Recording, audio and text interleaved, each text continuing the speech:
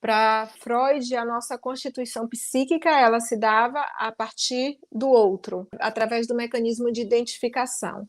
Quando eu falo de identificação na psicanálise, no conceito freudiano, eu não estou falando de você falar assim, Raquel, eu adoro filme de super-herói. Eu falo, Gi, me identifiquei com você, também gosto. Não. Identificação na obra de Freud é eu assimilar uma característica, eu lhe admirar, você ser uma referência simbólica para mim, e eu introjeto uma característica sua, eu assimilo algo que é seu. E a nossa constituição psíquica, ela se dá a partir da introjeção das características das pessoas que nos cercam.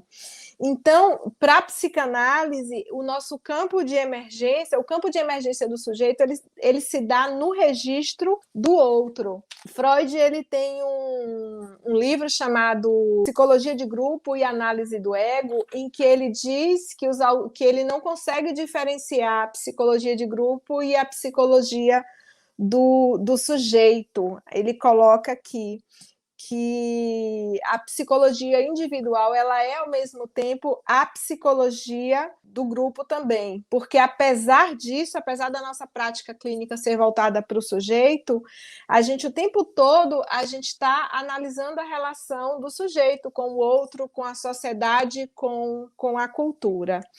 Então, nós não seríamos quem somos sem o outro. E muitas vezes a gente se enxerga também a partir do olhar do outro, Gi. Compreende? Aquela criança que ouviu ali da sua mãe, você é burro, você não aprende nada. Ela pode introjetar e ela pode acreditar que ela é uma criança burra, que ela não aprende nada. Então, para que ela vai tentar se ela não vai conseguir aprender? Ou seja, ela acredita e ela introjeta e ela passa a ser aquilo que o outro disse que ela era. Então, percebe o quanto o outro é importante na nossa constituição psíquica. Sim, né? Inclusive, Raquel, nossa família, principalmente nossa mãe, é nosso primeiro amor, né? Olha, Gi, e foi bom você falar disso, que nossa mãe é nosso primeiro amor, porque as pessoas acham que a mãe é o primeiro amor do menino e o pai é o primeiro amor da menina. As pessoas, elas falam isso. E o que acontece? A mãe é o primeiro amor da menina também. Só que a menina depois ela faz uma transferência para o pai. A menina desloca esse primeiro amor da mãe para o pai. Mas a mãe, ela realmente é o nosso primeiro amor, do menino e da menina. Depois que a gente, no caso das meninas, a menina faz a transferência para o pai, que é a fase do complexo de Édipo, de achar o pai o homem mais fantástico e maravilhoso do mundo. Mas nosso primeiro objeto de amor, sim, é nossa mãe. E é bom que esse amor seja correspondido. Sim, para você ver. E depois, né, a menina transfere esse amor para o pai. Então, o pai e a mãe, né, os pais, ou as pessoas que são os cuidadores, que assumem, né, o papel do pai e da mãe, ficam sendo os referenciais de ser humano, né, para esse indivíduo. Então, toda a verdade do mundo para eles é dada por essa mãe e por esse pai, né? Exato. Tudo que a mãe disser vai ser verdade. Exato. É muito, Raquel, nós vermos famílias disfuncionais, né? E ouvirmos situações em que a mãe fala: esse menino não presta para nada, isso é um inútil. Para com isso, seu burro. Né? É uma coisa muito comum, assim. E se essa verdade, se para a criança tudo que a mãe fala e o pai fala são verdades, então a criança vai acreditar nisso, né? E ela vai crescer se achando inútil? Ela vai crescer. Esses dois sujeitos são minha referência de mundo. Então, o que eles falam é verdade. Eu não vou duvidar das pessoas que me trouxeram ao mundo. E sim, o período de construção dessa autoestima desse indivíduo seria justamente nesse período da infância? Na infância. Essa importância do outro ela é tão grande. Lacan ele tem uma teoria que eu considero genial, que ele fala do estádio do espelho. Ele diz que o bebê nasce, que a primeira fase é o que ele chama de corpo despedaçado. É como se o bebezinho, e você olha para um bebê e você fala assim, Lacan tinha razão.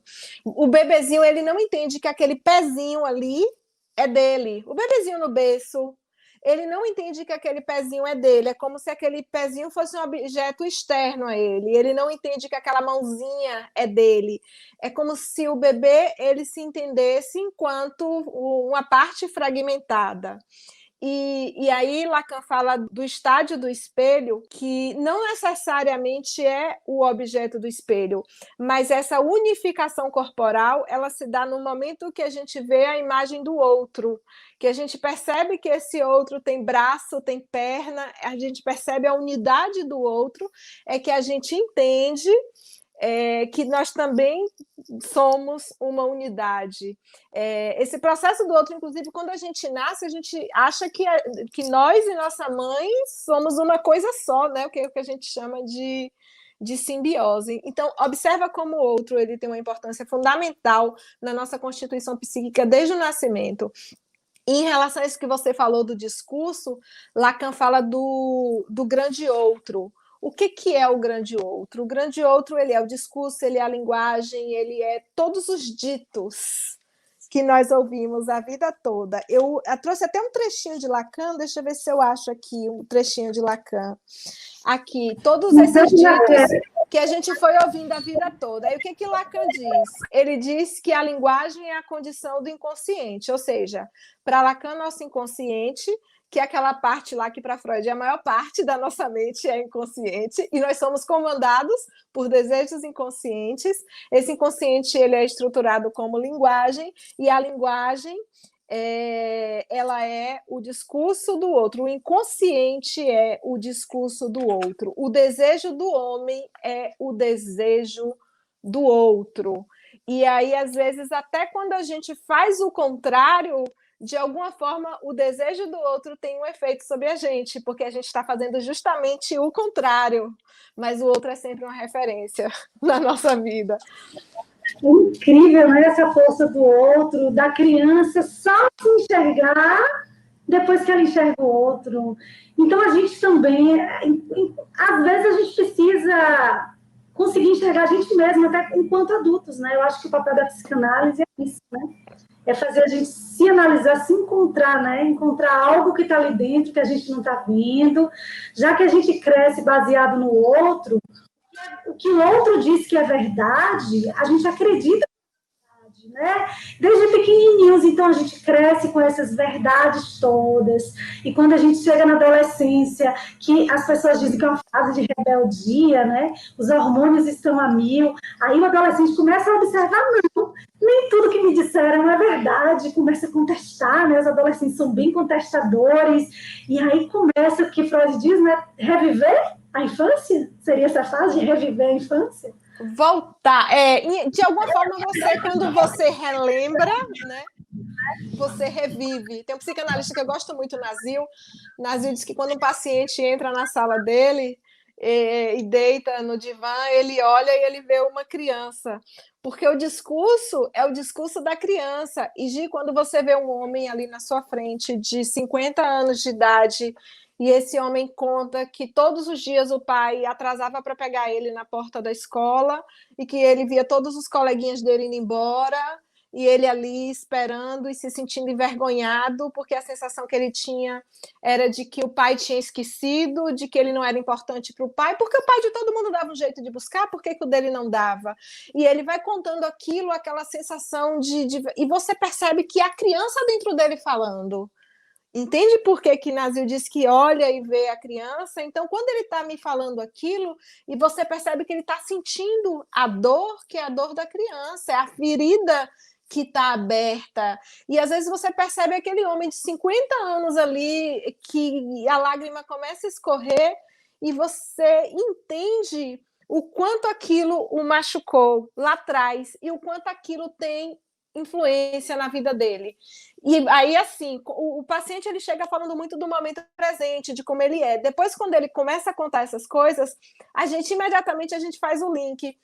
Por isso que você não gosta nem de esperar 10 minutos pelo médico, porque a sensação que você tem é essa sensação de que você não é importante para o outro. E aí não é o médico, eu não sou importante para o meu pai. E o que a gente faz na psicanálise? Tentar, porque dizem assim, que na psicanálise a gente fica atribuindo a culpa ao pai, à mãe, não é isso, Gi. Porque no momento que ele me conta isso, eu vou perguntar o que o pai dele fazia da vida, vou perguntar com o que o pai dele trabalhava, como era a rotina do pai dele. E conforme ele vai me contando do pai dele, muitas vezes ele percebe que não era uma situação de descaso, de abandono. Pode ser também, mas pode não ser. Então, a partir desse entendimento também do outro, vem o processo de empatia, de compaixão, de perdão, se for o caso. Então, não é para julgar, é para entender. E é por isso que a gente volta na infância, para tentar entender. E entender... Raquel,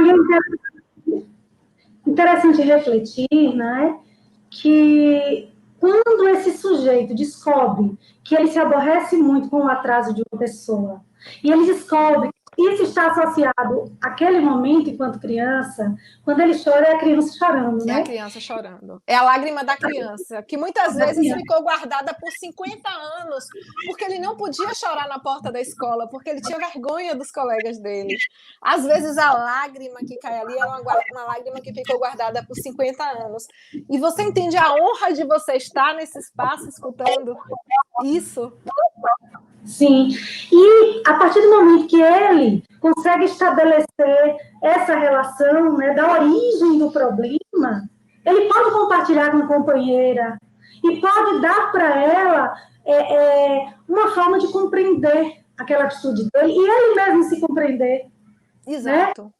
Ele se perdoar. O amor, me perdoe por aquele dia eu ter ficado tão chateado com você, por eu ter gritado com você, porque você atrasou, me perdoe. Isso acontece porque isso me remete a tal situação. E aí, a partir desse entendimento também... Não, também pode pedir perdão, não. Me desculpa, eu não sabia. Eu não sabia que isso machucava tanto você. Mas o que acontece, Gi? No momento que a gente entende, isso perde poder sobre a gente. Então, você está ali esperando e você fala assim, peraí, meu incômodo não é porque essa pessoa aqui não pôde chegar, meu incômodo é meu, entende? E aí, quando você entende, isso perde força, isso deixa de te incomodar, de irritar, e aí os sintomas que te atormentavam tanto, eles vão desaparecendo. Não é um passe de mágica, não, Gi. É um processo gradual, é um processo longo, não é um processo indolor, mas é um processo transformador. E o que eu acho interessante da psicanálise, né, é que isso melhora, fazer psicanálise, fazer análise, melhora a relação com a gente mesmo e melhora a nossa relação com o outro. Né? É uma questão de se autoconhecer para você lidar melhor com o outro e até compreender o outro, né? Então, as pessoas geralmente que estão que agem de uma forma muito aborrecida, muito irritada, uma pessoa que constantemente maltrata os outros, uma pessoa muito agressiva, né? Ou muito competitiva, ou muito chorona. A gente poderia atribuir algumas questões nossas a isso, né? A algo. A psicanálise, ela trabalha com determinismo psíquico no sentido de que tudo tem um porquê. Tudo, isso que eu sou, eu me irrito tanto com isso. Por que eu me irrito tanto com isso? E esse porquê separado sempre tem um porquezinho junto, que é a resposta. Então, todas essas características que você falou, elas têm uma explicação. Na psicanálise tem uma explicação. E a terapia tem o objetivo de chegar até elas. Lógico, de descobrir a explicação do sintoma que te incomoda, porque você pode dizer, eu sou assim, isso não me incomoda, não estou afim de trabalhar isso, beleza. Mas no momento que isso te machuca, no momento que isso afeta a sua vida, afeta as suas relações, e você quer descobrir o porquê, aí você entra nesse mergulho na sua mente, na sua história de vida, para tentar entender o porquê que isso acontece.